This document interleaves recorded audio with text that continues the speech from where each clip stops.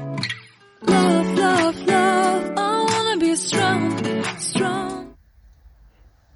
Hi guys, welcome to my channel. Today's recipe is going to be a chili recipe, but instead of using ground beef like I usually do, I'm going to go ahead and use this ground turkey because I don't have any ground beef right now.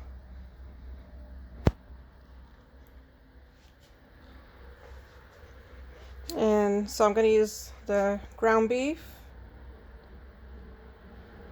I'm not sure if I use this kind of corn, but here it is in case I want to use it. If not, then I'll just leave it out. And then I don't have kidney beans, so I'm going to use cannellini beans, black beans, smoked paprika, oregano, chili powder, onion powder, some oil. I'm out of avocado oil, so I'm using this canola oil, and celery. The last of the celery, that's why it's not very green. Some carrots, also finished the bag of carrots, some onion, and a bell pepper that I had, and some garlic. So those are the ingredients for the chili. This video is part of a collab hosted by Ingrid from the Ingrid Chronicles and Desiree from Mama Friendly. I'll leave a link in the description box down below to both their channels and to the playlist so you can see all the other delicious Souperbowl recipes. Okay, so I'm starting off with about 2 tablespoons of oil in the pan. I'm going to add my onions.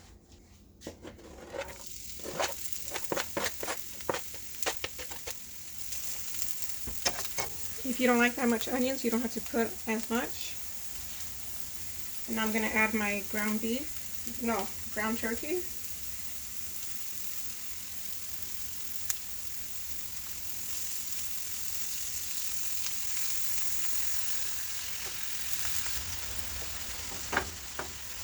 Now I'm just going to break this apart and get it all browned up. And it's not fully defrosted. I thought it was, but if it's not defrosted, I just like to turn it around and just take off everything as it cooks down. Now I'm going to add in the minced garlic. And I like the ground meat to have a lot of garlic taste, so I'm going to go ahead and add in some of this garlic powder and get that mixed around. Once that's all mixed, I'm going to go ahead and add in the carrots, the celery, and the green bell pepper.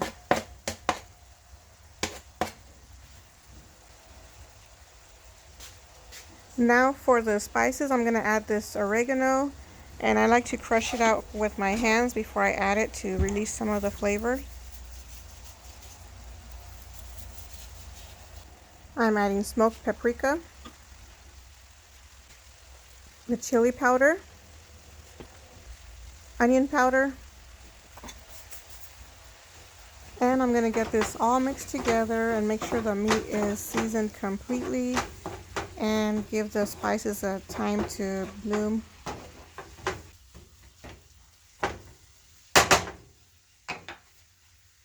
And I'm also going to go ahead and add some salt. I'm going to add in the 1 can of rinsed black beans and the 1 can of cannellini beans.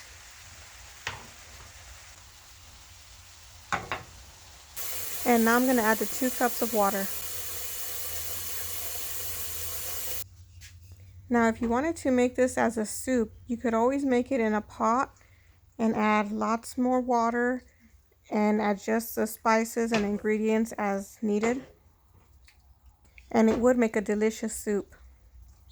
But I'm going to go ahead and make it kind of like a 1-pot meal because I found these 2 boxes of cornbread in my pantry that I need to use up.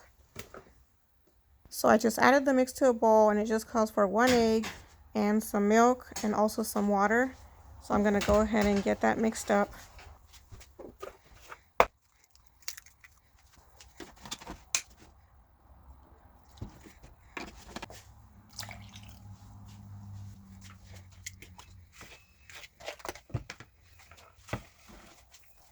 So I'm going to bake this in the oven, and how I can't put the pan in the oven, I'm going to transfer it to this casserole dish. And I already sprayed it with the olive oil spray. And I'm just going to spread it around so that it's distributed evenly.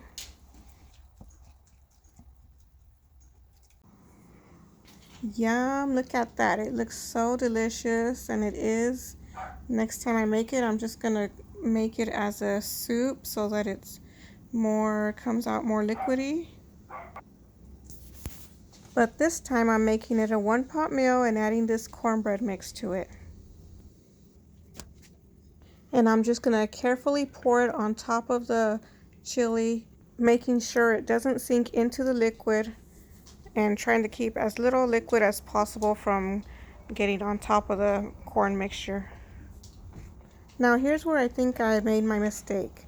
I used both of the boxes of cornbread mix, and for me it was too thick of a layer of cornbread, and it also soaked up most of the liquid from the chili. And I've made this before using my regular chili recipe, and it's come out perfect before. So I'm not sure if I needed to add more water to the chili or probably add only 1 box of the cornbread mix. So now off to the oven it goes. I cooked it at 400 degrees for about 30 minutes, or until the cornbread was nice and golden brown on top.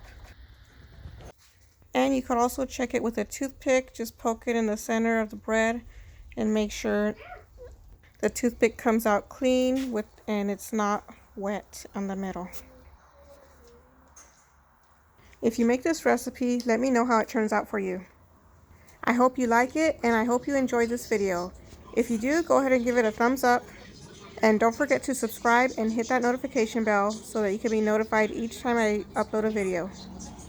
Thank you guys so much for watching, and don't forget to check out the playlist in the description box down below.